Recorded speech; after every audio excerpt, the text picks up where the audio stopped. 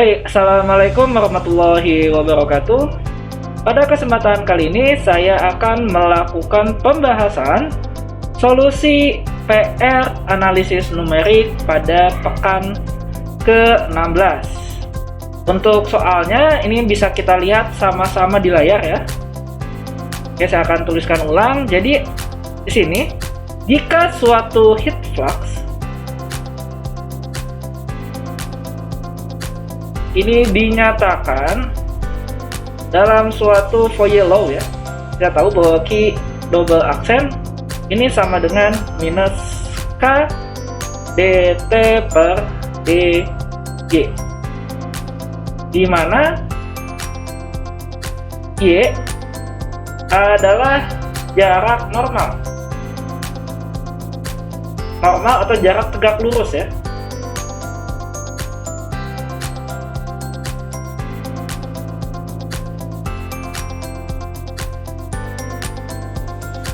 Dari permukaan plat.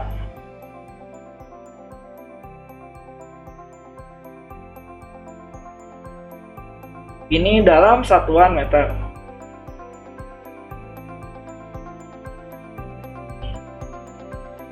Kemudian diketahui suatu pengukuran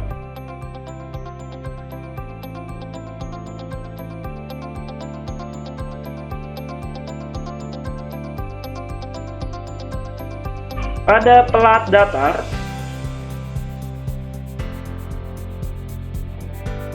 berukuran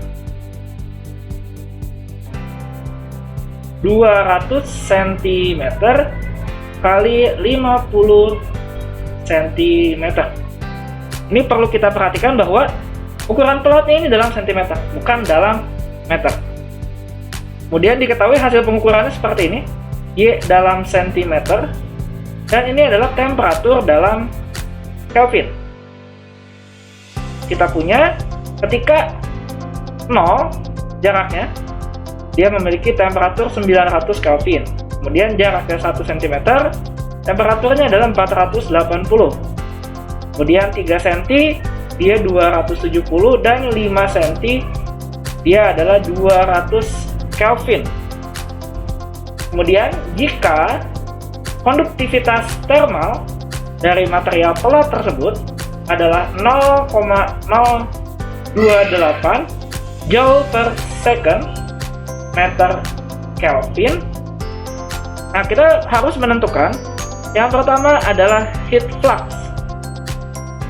Heat flux pada permukaan. Yang kedua adalah nilai dari heat transfernya. Ini juga pada permukaan.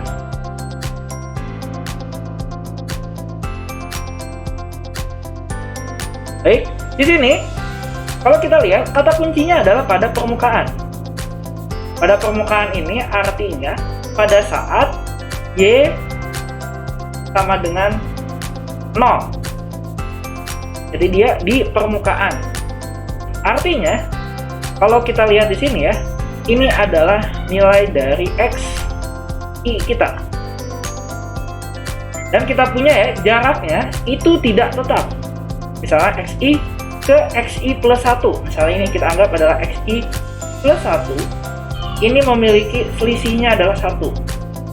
Sedangkan dari XI plus 1 ke XI plus 2-nya, dia selisihnya 2. Artinya kita memiliki jarak yang berbeda. Nah, kita bisa menggunakan, solusinya adalah menggunakan ekstrapolasi Richardson. Jadi kita anggap ya, ini adalah H1. Jarak yang ini adalah H1. Sedangkan jarak dari sini ke 3, ini adalah H2. Yang besarnya sama dengan 3. Nah, ini jadi nilai XI plus 1 yang jarak atau step size yang kedua. Oke, kita akan selesaikan menggunakan Richardson ekstrapolasi atau ekstrapolasi Richardson. Jadi pada ekstrapolasi Richardson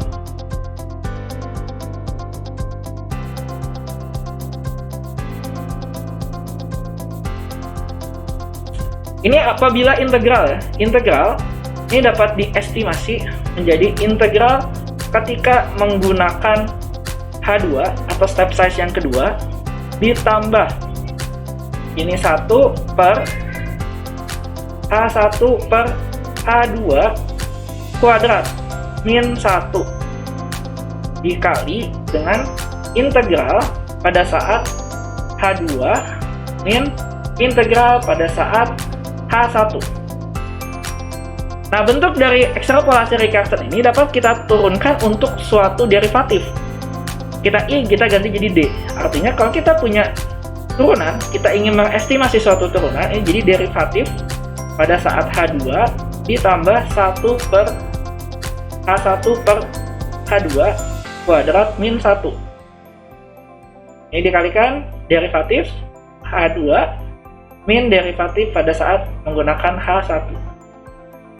Oke. Nah, berdasarkan data yang kita punya di sini ya, berdasarkan data kita punya nilai H1-nya sama dengan 1 dan nilai H2-nya ini sama dengan 3. Dengan ini adalah X0-nya adalah 0. Ini juga X0-nya sama dengan 0 dan ini adalah X1-nya sama dengan 1. Dan ini adalah X1-nya sama dengan 3.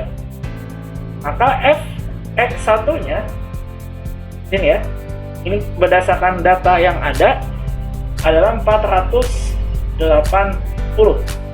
dan F X1 yang kedua ini adalah 270. Sedangkan F X0-nya ini sama, keduanya adalah 900. Oke, kita coba selesaikan menggunakan ekstrapolasi Richardson. Saya tuliskan dalam bentuk T saja ya, karena kita mencari dt per dy-nya. Artinya dt per dy itu adalah sama dengan T aksen pada saat y i. Maka di sini T aksen pada saat y0 untuk yang pertama ya, maaf, saya tulis y1 dulu, yi ini sama dengan T xi plus 1 min T xi dibagi H1, dan yang kedua adalah T aksen yi ini sama dengan T xi plus 1 min T xi dibagi H2. Kita masukkan angkanya ya. Ini adalah 480 min 900 dibagi 1, ini sama dengan minus 420, sedangkan yang ini adalah 270 min 900 dibagi 3, ini sama dengan minus 210. Oke, di sini kita gunakan adalah penyelesaiannya menggunakan metode forward ya, karena yang ini yang mungkin bisa kita cari. Maka nilai D-nya di sini, ini atau nilai turunan ya, dapat kita estimasi ya. Tadi saya tuliskan ulang, nilai DH2 plus 1 per H1 per H2 kuadrat min 1 dikali DH2 min DH1. Oke, kita masukkan nilainya di sini. DH2-nya adalah minus 210. Nah, ini ditambah 1 per, nah ini adalah 1 per 3 ya, kuadrat min 1. Kemudian dikalikan min 210 ditambah 420. Ini kalau dihitung hasilnya adalah minus 446,25. Nah, hati-hati dengan satuannya. Oke, satuannya ini karena dt per dy ini kita masih satuannya dalam Kelvin per centimeter. Artinya nilai dari ini ya, dt per dy itu adalah min 446,25 Kelvin per centimeter. Kita ubah ke dalam satuan meter. Artinya kita kalikan 100 menjadi minus 44.625 Kelvin per meter. Kemudian kita gunakan persamaan aslinya. Karena yang di sini adalah kita mencari heat flux, artinya untuk yang A ya, heat flux ini sama dengan min K dt per dy. Nah ini pada saat Y-nya sama dengan 0 ya.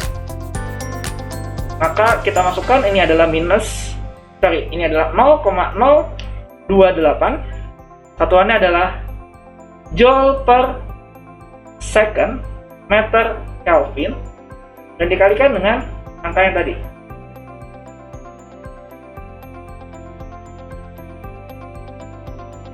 Oke, kita tahu di sini ya bahwa joule per second itu adalah watt. Maka ini kalau dihitung hasilnya adalah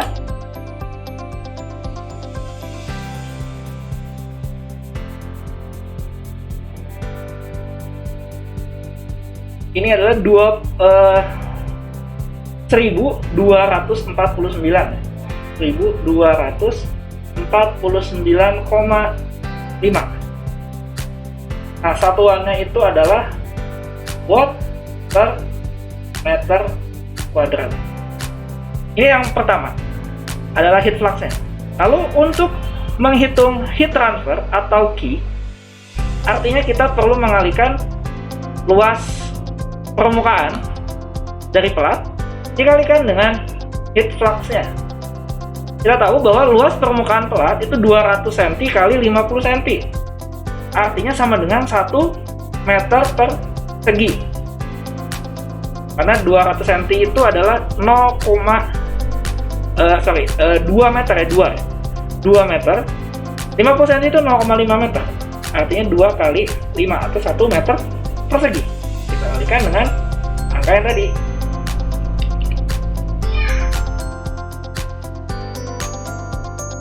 Nah ini hasilnya tentu angka yang sama ya, tapi satuannya berbeda. Hati-hati Anda harus menggunakan satuan, karena beda satuan artinya beda artinya. Oke, baik, itu kurang lebih yang bisa saya sampaikan pada video kali ini. Terima kasih sudah menyimak, mudah-mudahan bermanfaat. Assalamualaikum warahmatullahi wabarakatuh. Tetap jaga kesehatan.